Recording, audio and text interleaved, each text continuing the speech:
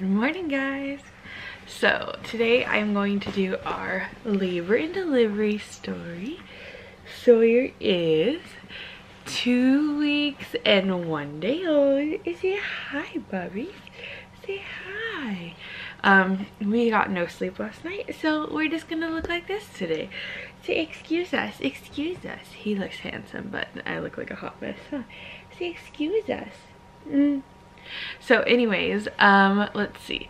The day before I went into labor, which was the 25th, I ended up having a doctor's appointment that day. So I drove up to my doctor's appointment, and when I got there, they told me that my doctor was not there, that she was actually in surgery, so they were going to need to reschedule my appointment. So I think I needed to be back at like 11. I think that's what it was. I think it was 11. And so because my appointment was at 10, so I think they wanted me to be back at 11 or 11:30 or something like that. So I went and saw my doctor, and they're like, oh, blah blah. She's like going back and forth. She's like, oh, we're not going to be able to do the C-section because I'm a day earlier than 39 weeks, and they recommend 39 weeks, but I'm on insulin, so it wasn't a problem. But anyways, she was like freaking out for a second. She's like, we're not gonna be able to do the C-section tomorrow, blah blah blah. But I hadn't felt him move. He was getting really lazy, so they ended up sending me over to the hospital for an induction, or not for an induction, for a NST. And so I went over to the hospital for the NST. They did it. He looked fine. But when they did it, they noticed that he was head down. So in that time, my doctor obviously had other patients to see, and she ended up having to go to 2 emergency C-sections. And in that time, he actually flipped back to back to breech.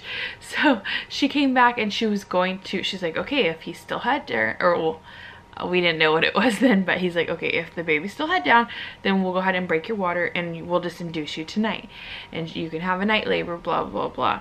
And I was like, okay, it sucks because I hadn't ate all day, but I was like, okay, well, I'm just ready to meet our baby, right? And so by the time she got done with the emergency C-sections and everything like that, she came back, he was transverse. So they sent me home, and everybody came over to my house because my grandma was here from Arkansas, and we ended up having dinner, and it was fine. And Tavish had to work anyways, so it all worked out perfectly. So that night I took a shower, tried to go to bed. I did not go to sleep. I think I went to bed at like 12. I don't think I fell asleep till like 1, and we had to be up at 4 because we had to leave by 4:30 to get to the hospital by 5:30 because they were going to try to attempt to turn the baby. Okay. Most painful thing I've ever encountered. So we get there, I got undressed. I had one nurse while I was there because like change of shifts at like 7. And so they were coming to turn the baby at 7.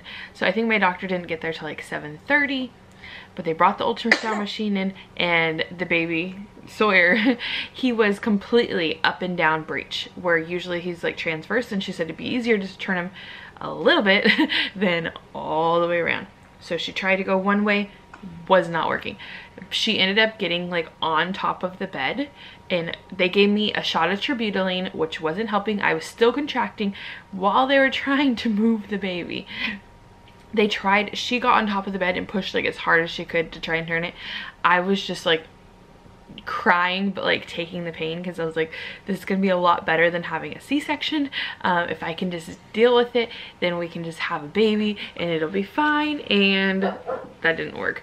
Finally she's like, I can't turn him, and I was like, it's okay, you can just stop. But at least we tried, because my thinking was we were gonna have a C-section regardless, and so if it worked, it worked, but if it didn't, then we'd have to have a C-section anyway, so there was really no loss. Might as well just try, right? And she actually ended up telling me, like, during the C-section, the reason why they could not turn the baby was because I actually have a thickening in my uterus that was causing him to not be able to stay turned, plus all the extra water, because I had polyamnios, I think that's how you call it. Hi, yeah. So anyways, so we got that done about 8, and then until 8 to 12, we just waited and waited and waited and waited. And Tavish actually went and slept in his car. And then around 12 o'clock, the nurse came in. This nurse, the best nurse ever, because you guys, I was a freaking hot mess. I was stressing out. I've never had a C-section. I was just reading everybody's horror stories about it. I've only ever had vaginal delivery, so I did not know what to think. I was very scared. I don't know. So anyways, so we started, so they started getting me ready. They gave me a bolus of like IV fluid just because I'm on insulin, and they wanted to make sure that, you know, my blood pressure and everything stays good. Huh? And then they end up bringing you 2 of these little like containers full of medicine to like kill your stomach acid in case you do aspirate. Oh my god, it smells delicious, tastes like pipe cleaner, so gross. Anyway, so I had to down those really quick. I think that you'll see that in the labor and delivery video, or I'm like, oh, we get to do shots before 12. They ended us, or 12, I think it was like 12:30 something. They came back to get me, and you actually walk back, which is really creepy. So you walk back. Tav couldn't go with me. And then you walk into the OR, and it's just a small skinny table. I've been in there before because of all the other surgeries I've had this year. And they help you to sit up on the bed. The doctor gives you a localized shot so it doesn't hurt as bad. And that is what hurts the worst, honestly. That shot burned so bad. And then after that, they put in the spinal. And after the spinal, you lay back and your legs just start feeling really heavy. If you've ever had an epidural, it feels really similar. And I remember just thinking, I am not going to be numb enough by the time they're ready to cut me. I just remember that. I was like freaking out. I was like, I'm not going to be numb enough. I'm going to feel everything. And so the doctors come in and they start like prepping. 2 doctors do it. So it was my doctor usually, and then they have a new doctor at their clinic that I think I've told you about that I saw last time. And so they end up doing the C-section together. At that point, they hadn't put the curtain up or anything like that. They were just getting prepped, so they were cleaning my stomach. The anesthesiologist, I started feeling like a heaviness on my chest, and I think he pushed something because all of a sudden it just went away. And then I started getting really nauseous, and I remember people telling me, if you feel nauseous, ask for the medicine before you throw up. So I asked for it and I didn't throw up, thankfully. So if you're gonna get a C-section, ask for the nausea medicine. Even if you don't really need it, ask for it so you do not throw up. You do not want to throw up on an open like wound, scar, like, you know what I mean? Like, you don't want to throw up after just being cut open. Anyways, so then he takes this little pricker thing and he like touches your arms. He's like, can you feel that? Can you feel that? And then he goes down lower, and you can feel that his hands are there, but you can't feel the pain. It's so weird. I was telling Tav, I was like, I wish you could feel what a C-section feels like, because you're completely awake. You know exactly what's going on, and you feel people's hands everywhere, all over your body. Like, you feel what they're doing, but it does not hurt.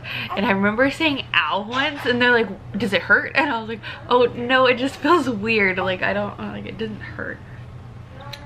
And so I was just laughing, and they're like, okay, don't say that. Like, I was like, no, it doesn't hurt. Like, so obviously if it were to hurt, like, they would definitely like help you out, you know what I mean? Like, the ologist was like so quick to like react to anything that I said, so it was fine. And then all of a sudden they're like, okay, we're gonna start cutting you open. And I remember at first they didn't bring Tav back. Tav's a respiratory therapist at that hospital. So one of his co-workers, who I'm actually like friends with, she actually got to be in the C-section. So she was holding my hand while I was freaking out at first, because I was having like a freak out, like attack moment. Like, it was not a good. I started like bawling. I don't know. I felt like I was getting ripped of like a normal birthing experience. Plus I didn't know what to expect. So that was kind of just nerve-wracking in itself. And then all of a sudden Tab came in. He's like, you're doing great, it's gonna be fine.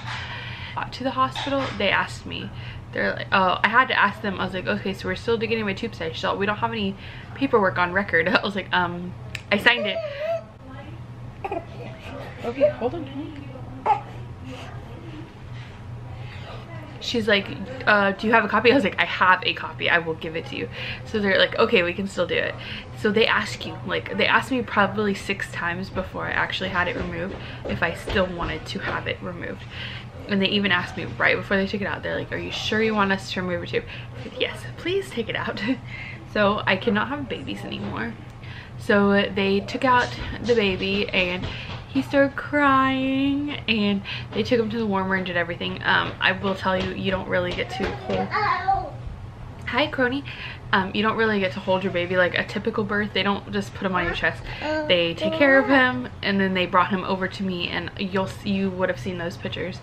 They just put his little cheek next to my cheek for a second, and then they take him off with Dad, and then they end up sewing me back up and taking out my tube, all while Tavish was taking care of the baby in the other room. So I probably didn't get to see him for a good 30 to an hour, just because they had to finish sewing me up, take my tube out, all that good stuff. And it was funny because Tab told me that before that my doctor like draws pictures on your stomach when you go for a C-section. She ended up drawing like a pumpkin patch on my stomach, so it was funny. But it was also funny because if you guys have seen my tattoo, she's like, I don't know how straight I can get that. And they actually end up having to open me up wider than like a normal C-section, just because he was so stuck in there. He was actually like, they had to turn him a little bit in there. Yeah, Bubby. And he was not coming out, so they had to cut me open a little bit farther than normal, wider than normal. But she's like, I was like, oh, don't worry about the tattoo, it doesn't have to be sewn back like perfectly. She's all, no, challenge accepted. So that part does not look bad. The other side looks okay. It's really long, you guys. If you want me to make a video about just like C-section-y stuff, then go ahead and let me know. But it was just a totally new experience. I will definitely say it was not a bad experience. It was actually really good while it was happening. It's the day after you feel like garbage. And honestly, I would rather stand up than try and get out of bed, in and out of bed. It hurts so bad. You didn't get to experience like the actual birth, like what I would assume like a normal birth, like, you know what I mean? Like they're like, oh yeah, you're 7 centimeters, great job, you're doing a good job, blah blah blah blah. But it's crazy that like just like in a matter of time you can just have your baby. All of a sudden they're like, oh, here's your baby. I'm like, oh yeah, thank you.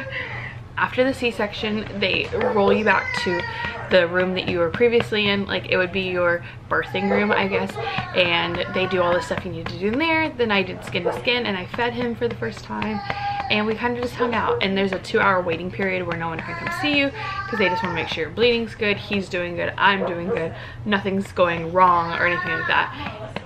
And then after that, they went ahead and let visitors go ahead and come. Cronen's super unhappy. But anyways, I don't know if I left anything out, but if I did, go ahead and leave your questions down below and I'll definitely try to answer those. If you want more detailed, like about like you want to see my C-section scar or something like that, or like how I felt when we found out we were having another boy or something like that, go ahead and let me know. But I'm gonna go because he's having a meltdown. So anyways, thank you guys so much for watching, and I'll see you guys next time. Bye.